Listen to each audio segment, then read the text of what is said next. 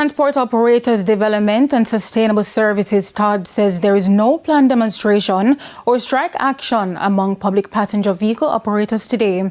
The clarification follows reports circulating on social media claiming that taxi operators across the island would withdraw their services in protest over issues affecting the transport sector. President of TODSS, Egerton Newman, is dismissing the claims as false and misleading. On this advertisement, there's no name, no stamp, no signature. Nobody knows where it is coming from, and there's absolutely nowhere where it is going.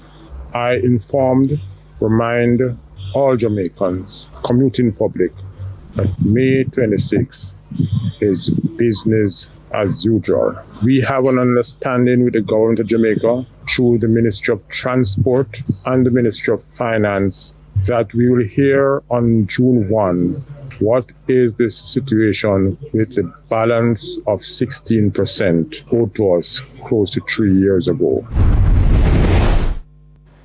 And we now go back to our older story where Mayor of Montego Bay, Richard Vernon, is taking aim at vendors at the Old Shoe Arcade of reports of criminal activities within the market space. The details in this report. Mayor of Montego Bay, Richard Vernon, is taking issue with some vendors at the Old Shoe Market over damage to public property. Mayor Vernon has accused the vendors of removing the iron fencing of the market to create storefronts. The back of the shop should be turned to the sidewalk and the front inwards to the market. And we're going to shut down every one of them that is facing this sidewalk, and you have to find back the money to put in by the iron fencing. I will shut it down completely. So you find back the money to put in the iron fencing, you put back the iron fencing before we reach down there. I mean, I taught that in a patois. So you understand exactly what I say. Out of order. But that's not all. The mayor also raised concerns about reports of prostitution, murders, and improper garbage disposal. 7 guns have been recovered from the market. 18 stabbings. 14 robberies. And 9 cases that cannot be resolved. And I leave the worst one for last. He highlighted the level of unauthorized occupancy inside the arcade, noting that only a small percentage of shops are being used for legitimate business. Only 20% of the shops are occupied by legitimate business operators. Babies being born, clothes wash and hang out online. If you look at the window, food cock up, bed in the space. That's what we're dealing with. Despite the issues, Mayor Vernon says plans remain in place to upgrade the facility while allowing vendors to continue operating from temporary spaces. Kerry-Ann Simpson, TVJ News. To a TVJ follow-up, the man who reportedly fatally shot Papine Market manager Colleen Bernard has died. He's been identified only as Crampy. The deceased man was shot by an off-duty policeman who was in the marketplace when the deadly attack took place Friday. TVJ News understands he succumbed to his injuries yesterday afternoon. Reporter that he shot Miss Bernard multiple times as she collected market fees from vendors. The St. Mary police are investigating a shooting incident which has left 1 man dead and another injured. TVJ News understands that around 9:13 p.m. Monday, residents of Liberty Estate Phase 1 3 Hills heard loud explosions and cries for help. A resident who is a member of the Jamaica Constabulary Force reportedly went to make checks and observed a man dressed in dark clothing, armed with a firearm, moving in his direction. It's further understood that the officer identified himself as a police. However, the armed man allegedly pointed the firearm at him, and the officer purportedly took evasive action and discharged his service weapon. Following the incident, the man was found suffering from gunshot wounds and an illegal firearm was recovered. It's time for a break. Stay with us. More stories when we return.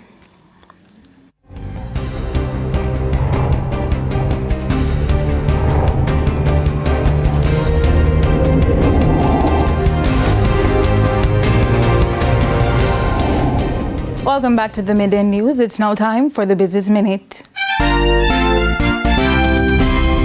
Future energy source company FESCO says it delivered record earnings for the financial year ending March 2026, driven by strong fuel sales growth, tighter cost controls, and continued expansion across Jamaica. Speaking during an investor briefing hosted by Mayberry Investments, Managing Director Jeremy Barnes said the company remains in its strong growth phase, despite already producing results similar to a mature company. FESCO reported revenue of $32 billion, up 8.4% year over year. Net profit surged 36%, with fourth quarter earnings jumping 48%. Meanwhile, the company is continuing its aggressive expansion drive with plans to open 3 new service stations in Sheffield, Westmoreland, Runaway Bay, and Cinnamon Hill in St. James by December this year. That would bring its total network to 26 stations. Further afield, Ferrari is entering the electric market with its new car called Luce. It says the vehicle maintains the brand's high standards for performance. The Luce has 4 electric engines, all-wheel drive, and an advanced drivetrain. Ferrari says the design has a more spacious interior than other models. And that's it for the Business Minute. I am Carrie Simpson. Thank you, Carrie-Ann. And here's Alia Bryant with our top stories from around the world. In the region, Barbados and Guyana have reached a landmark agreement allowing their citizens to travel between both countries using only a valid national ID card without the need for a passport. The arrangement takes effect July 1st and comes as both nations mark 60 years of independence. Leaders say the initiative represents a major step forward in Caribbean integration and is expected to boost tourism, business, travel, trade, and cultural exchange between the two countries. And on the international scene, authorities in California have significantly scaled back evacuation orders after officials said the risk of a catastrophic chemical tank explosion had been eliminated. Up to 50,000 people were asked to evacuate as heat and pressure built up inside a tank holding thousands of gallons of a hazardous chemical. Crews spent days cooling the tank and monitoring a crack that helped release pressure. While many residents have returned home, authorities say the tank still poses a risk. And those were the top regional and international stories. I'm Aaliyah Bryant. We head to our final break. When we come back, we'll have your midday sports report.